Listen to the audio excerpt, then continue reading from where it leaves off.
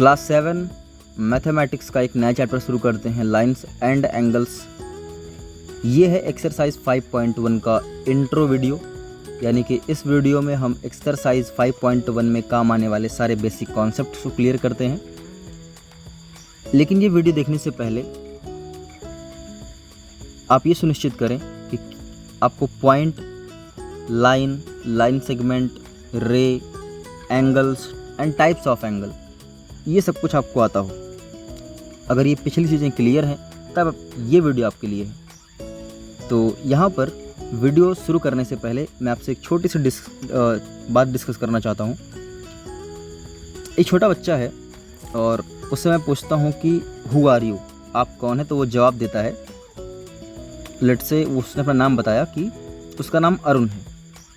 अभी जो नाम उसने अरुण बोला है, ये अरुण उसका नाम है और ये उसकी इंडिविजुअल आइडेंटिटी है, एब्सोल्यूट आइडेंटिटी है, यानी कि उसका ये नाम किसी पर डिपेंड नहीं कर रहा। लेकिन अगर वो ये बोले कि आई एम सन, मैं बेटा हूँ, तो एक तुरंत क्वेश्चन आता है कि हु इज़ योर फादर, मतलब किसके बेटे हो आप? तो ये जो सन वर्ड यूज़ हुआ है ये एक रिलेटेड वर्ड है। रिलेटेड का मतलब ऐसी बहुत सी चीज़ें होती हैं जो किसी और पर डिपेंड होती हैं। जैसे अगर मैं बोलूँ मेरी हाइट 170 सेंटीमीटर है, तब ये मेरी एब्सोल्यूट हाइट है, यानी कि मैं अपनी हाइट को किसी से कंपेयर नहीं कर रहा हूँ। लेकिन अगर मैं बोलूँ कि मेरी हाइट लंबी है, मतलब मैं काफ़ी लंबा हूँ, तो यहाँ पर ये जो वर्ड यूज़ हुआ है मैं लंबा हूँ, तो यहाँ पर मैंने किसी से खुद को कंपेयर किया है, मतलब ये वर्ड रिलेटिव वर्ड है। तो रिलेटिव वर्ड का मतलब एक ऐसा वर्ड जो दो लोगों में रिलेशन शो करता हो। तो हमें पढ़ना है रिलेटेड एंगल्स, मतलब ऐसे एंगल्स जो किसी पर डिपेंड करते हों। तो सबसे पहला है कॉम्प्लीमेंट्री एंगल्स। ऐसे दो एंगल्स जिनका सम 90 डिग्री हो, हम उन्हें बोलते हैं कॉम्प्लीमेंट्री एंगल्स। सिंपल सी बात थी। तो suppose we have angle 1 and angle 2। दो एंगल है हमारे पास, एंगल 1 और एंगल 2, लेकिन इनका सम जो आता है वो आता है 90 डिग्री। तो इस तरीके से ये दोनों एंगल कहलाएंगे कॉम्प्लीमेंट्री एंगल्स। तो यहाँ पर this implies that angle 1 and angle 2 are complementary angles.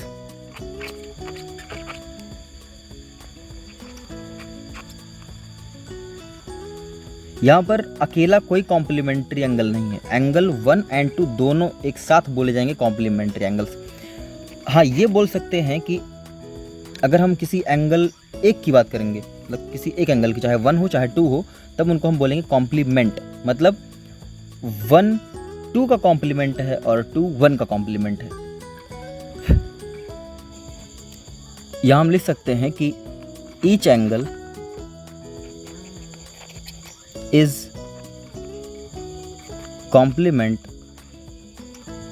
Of other angle, मतलब कोई भी एक एंगल जो है वो दूसरे का क्या होगा?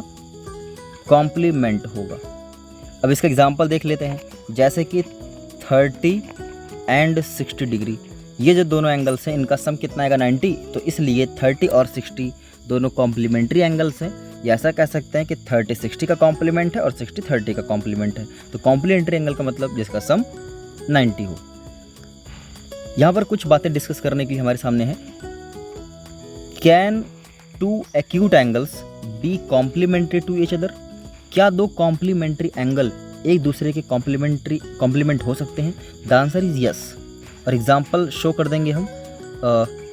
सपोज 20 डिग्री एंड 70 डिग्री, ये दोनों ही एक्यूट एंगल हैं और इन दोनों का सम 90 है, यानी कि दोनों कॉम्प्लीमेंट्री एंगल्स हैं। दूसरा, can 2 obtuse angles be complementary to each other, complement to each other? क्या दो ऑब्ट्यूज एंगल का सम 90 हो सकता है? The answer is no.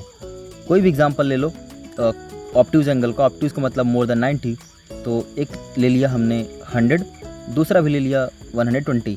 इन दोनों का सम आप खुद सोचिए कैसे 90 आ सकता है, जब एक ही सिंगल एंगल की वैल्यू ही 90 से ज़्यादा है, तो भला उनका सम 90 कैसे आ सकता है? Next, can 2 right angles be complement to each other? क्या दो राइट एंगल का सम 90 हो सकता है? द आंसर इज नो, क्योंकि राइट एंगल का मतलब क्या होता है? एक ऐसा एंगल जिसकी वैल्यू 90 डिग्री हो। जब अकेला ही 90 है तो भला उसके साथ किसी को ऐड करने पर वो 90 कैसे रह जाएगा? तो 90 से बड़ा हो जाएगा। और वो भी दोनों राइट बोला है।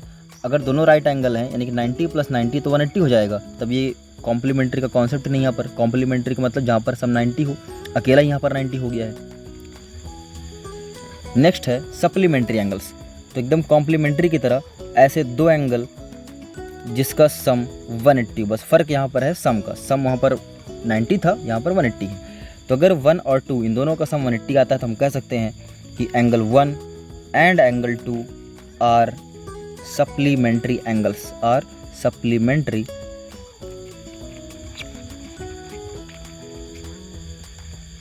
एंगल्स। और ईच एंगल इज सप्लीमेंट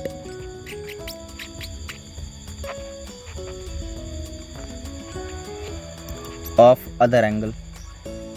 अगर हम किसी भी एक इंडिविजुअल की बात करेंगे तो वो दूसरे का सप्लीमेंट कहलाएगा। मतलब 1 2 का सप्लीमेंट है, 2 1 का सप्लीमेंट है, और दोनों की जब साथ में बात होगी तो बोलेंगे कि वो दोनों एक सप्लीमेंट्री एंगल्स हैं।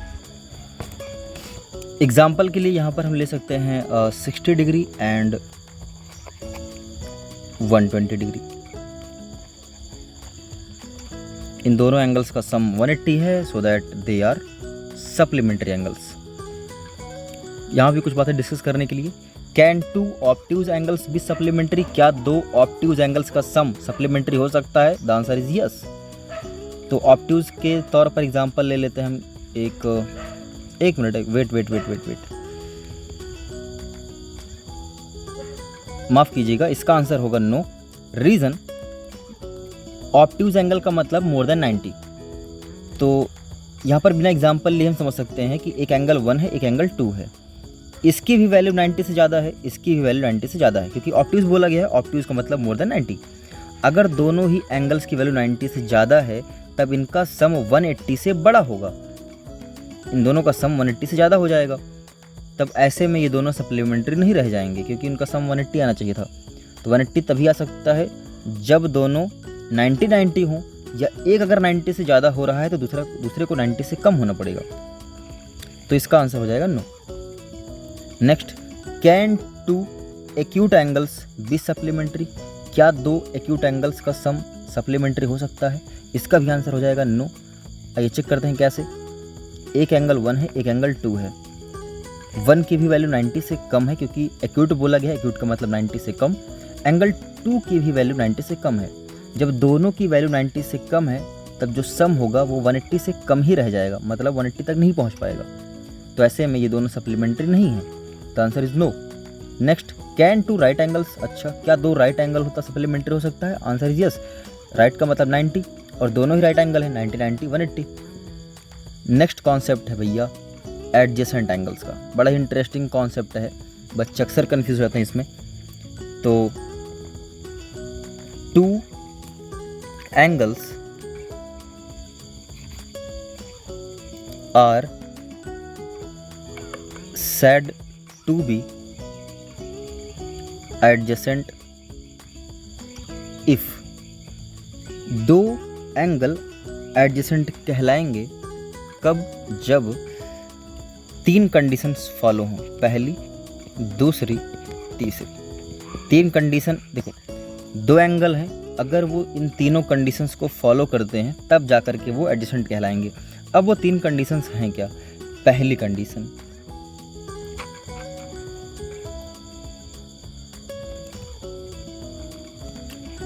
A common, if they have लिखते हैं, if they have a common vertex.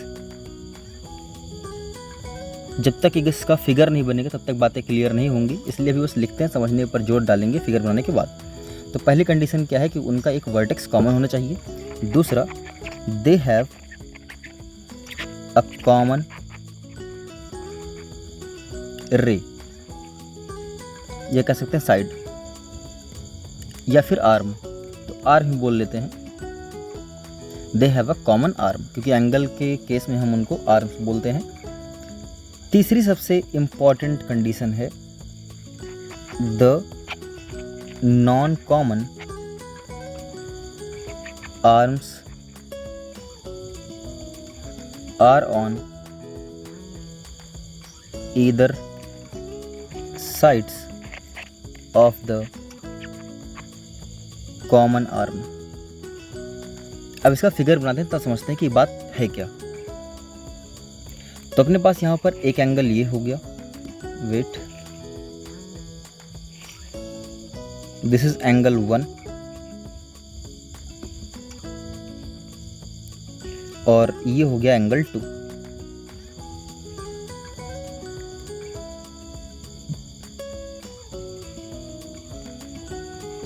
नाम इसका रख दिया जाए A B C D। तो यहाँ पर दो एंगल्स का जिक्र करते हैं हम, एक एंगल 1 का और एक एंगल 2 का।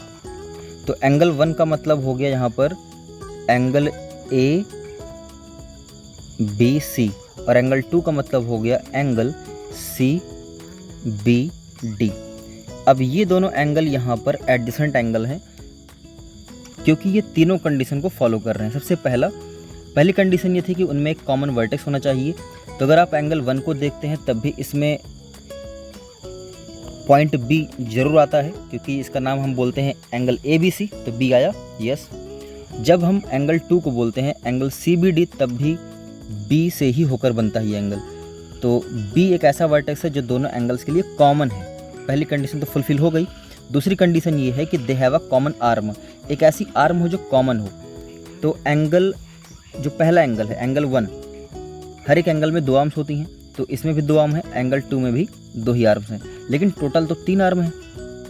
अगर एंगल 1 के पास 2 आर्म्स है, एंगल 2 के पास भी 2 ही आर्म्स होती हैं, तो 2 और 2 4 आर्म्स होनी चाहिए, बट यहाँ पर तो 3 ही आर्म्स हैं। पहला AB, दूसरा CB और तीसरा DB, यानी कि ये वाली और ये वाली 3 ही आर्म्स है। इसके पीछे रीज़न ये है कि एक आर्म यहाँ पर है कॉमन।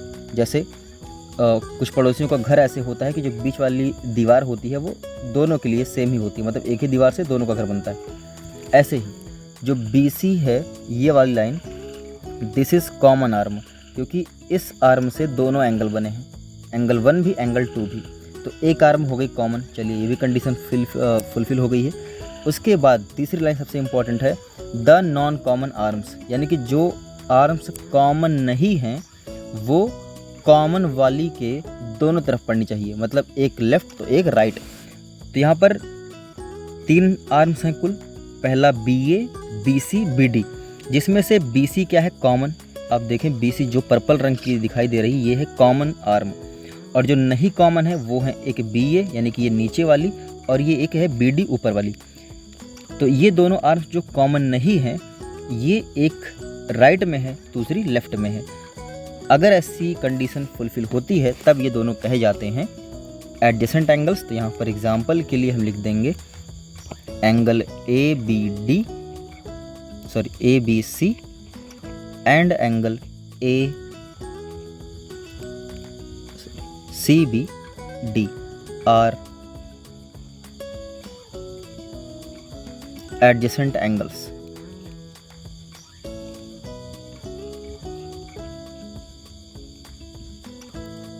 तो एक ऐसा एग्जाम्पल लेते हैं कि जहाँ पर 2 ही कंडीशन फॉलो हो रही, तीसरी ना हो रही हो, तब देखते हैं कि वो एडजेसेंट क्यों नहीं है। यहाँ पर एग्जाम्पल के लिए मैंने एक एंगल बनाया और इसका नाम रख दिया AB और इसका नाम है C। दूसरा एंगल ले लिया ABD, फिगर सेम बना है, बट यहाँ पर जब मैं एंगल का नाम लेता हूँ उसको ध्यान सुनना। पहला एंगल मैंने बोला ABC, दूसरा एंगल ABD, दूसरा एंगल बोला मैंने ABD। ABD का मतलब A से शुरू होकर के, AB रे से शुरू होकर के BD तक। कॉमन वर्टेक्स यहाँ पर B है, पहली कंडीशन फुलफिल। दूसरी कि एक आर्म कॉमन होनी चाहिए, तो यहाँ पर कौन सी आर्म कॉमन है आप खुद देखें। अगर फिगर समझ में ना आए तो एंगल्स के जो नाम है उसमें सारी बात छिपी रहती है। इसमें भी AB आया, इसमें भी AB आया, यानी कि AB आर्म जो है वो कॉमन है, और AB है कहाँ, ये नीचे वाली। तो जो 2 अपने पास नॉन कॉमन आर्म है वो दोनों इस कॉमन आर्म के ऊपर ही हैं, यानी कि BC और BD ये दोनों कॉमन नहीं हैं, बट ये दोनों BA के ऊपर ही हैं, जो कि कॉमन साइड है। एक बार ये बात फिर रिपीट कर देता हूँ, BA यहाँ पर कॉमन है, और जो कॉमन नहीं है, यानी कि जो दोनों रेड वाली दिख रही हैं, वो इस कॉमन साइड के एक ही तरफ हैं। तो एक कंडीशन फुलफिल ना हो पाने की वजह से ये दोनों एडजेसेंट एंगल नहीं कहलाएंगे। तो ये थी पूरी बात एडजेसेंट एंगल की। और यहाँ पर कुछ बातें विचार करने के लिए, can two adjacent angles be supplementary, क्या दो एडजेसेंट एंगल सप्लीमेंट्री हो सकते हैं? तो हाँ, हो सकते हैं, इसमें कोई बड़ी बात नहीं हो गई है। आगे यही समझना है हमें, इसलिए इस पर एग्जाम्पल आगे। Can two adjacent angles be complementary, क्या दो एडजेसेंट एंगल कॉम्प्लीमेंट्री हो सकते हैं? जी हाँ। कैसे? इसका फिगर बना देता हूँ। ये है 90 एंगल और यहाँ से निकल गई एक दूसरी रे, तो अगर इसका नाम दे दीजिए एंगल 1, इसका एंगल 2, तो दोनों क्या हैं? एडजेसेंट हैं और साथ साथ कॉम्प्लीमेंट्री भी, क्योंकि दोनों का सम 90 है। तो इसका भी आंसर हो जाएगा यस। एक बार से इसका फिगर मैं दोबारा बनाता हूँ, शायद समझ में ना आया हो एक बार में। ये यहाँ पर दो रेज हैं और इनके बीच का एंगल है 90 डिग्री। अगर इसी के बीच से एक तीसरी लाइन चली जाए और यहाँ पर दो एंगल बनाए जाए, एक ये वाला और दूसरा ये वाला, तो इन दोनों का सम कितना है? 90 है, क्योंकि दोनों मिल करके इस राइट एंगल को कंप्लीट कर देंगे और दोनों एडजेसेंट भी हैं और इनका सम कॉम्प्लीमेंट्री भी है। तो ऐसा हो सकता है, पॉसिबल है कि दो एडजेसेंट एंगल का सम 90 हो। Next, can two obtuse angles be adjacent angles, क्या दो ऑब्ट्यूज एंगल एडजेसेंट हो सकते हैं? जी हाँ, हो सकते हैं, इसमें भी कोई बड़ी बात नहीं है। ऑब्ट्यूज एंगल चलिए बना ही लेते हैं। ऑब्ट्यूज का मतलब 90 ज़्यादा, एक ये है और दूसरा ये है, तो इधर से ये भी 90 ज़्यादा है, इधर ये भी 90 से ज़्यादा है, और दोनों साथ साथ क्या हैं? एडजेसेंट भी हैं। क्यों एडजेसेंट हैं? क्योंकि आप ये तीनों कंडीशन देखें, तीनों कंडीशन फॉलो हो रही हैं। इसके बाद can an acute angle be adjacent to an obtuse angle, क्या एक एक्यूट दूसरे ऑब्ट्यूज का एडजेसेंट हो सकता है? जी हाँ। ये बनाया मैंने एक एक्यूट एंगल और दूसरा बना दिया एक, ये देखिए, इधर से ये वाला एंगल 90 से कम है, ये वाला पार्ट, बट इधर वाला 90 से ज़्यादा है, तो ये एक्यूट हो गया और ये ऑब्ट्यूज हो गया, और साथ साथ दोनों एडजेसेंट भी हैं, तो इसलिए ये पॉसिबिलिटी है। तो इसका भी आंसर यस, इसका भी आंसर यस, यहाँ पर चारों का आंसर यस।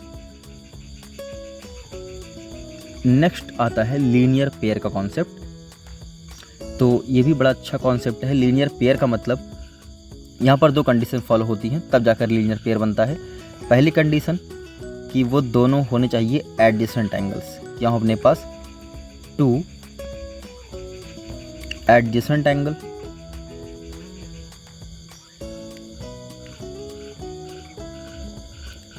एडजेसेंट हों, और साथ साथ दूसरी शर्त ये है कि वो सप्लीमेंट्री भी हों। तो अगर ऐसी कंडीशन कहीं कंप्लीट हो गई, तब वो दोनों कहलाते हैं लीनियर पेयर। हालांकि डेफिनेशन दूसरे तरीके से ही बोली जाती है। ऐसा बोला जाता है कि ऐसे दो एडजेसेंट एंगल जिसकी नॉन कॉमन आर्म एक अपोजिट रे बना दे। जैसे कि इसका फिगर बनाते हैं, तब बातें क्लियर होंगी। यहाँ पर एक एंगल ये बनाया मैंने, दूसरा ये बना दिया। पहला एंगल ये, दूसरा एंगल ये। कॉमन रे कौन सी है? ये जो बीच से जा रही है, रेड वाली, ये है कॉमन आर्म।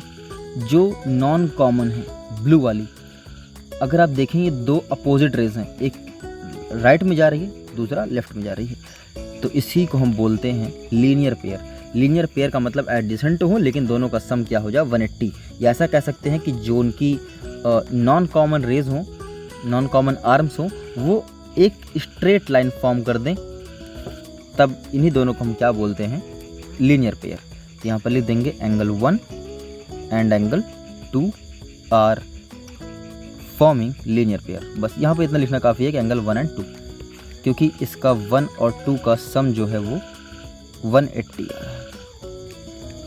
कैसे पता चला 180 आ रहा है? क्योंकि जहाँ भी स्ट्रेट लाइन बनती है वहाँ पर एंगल 180 डिग्री ही होता है। तो ये बात थी लीनियर पेयर की, मतलब दो एंगल हों, एडजेसेंट हों और उनका सम 180 हो।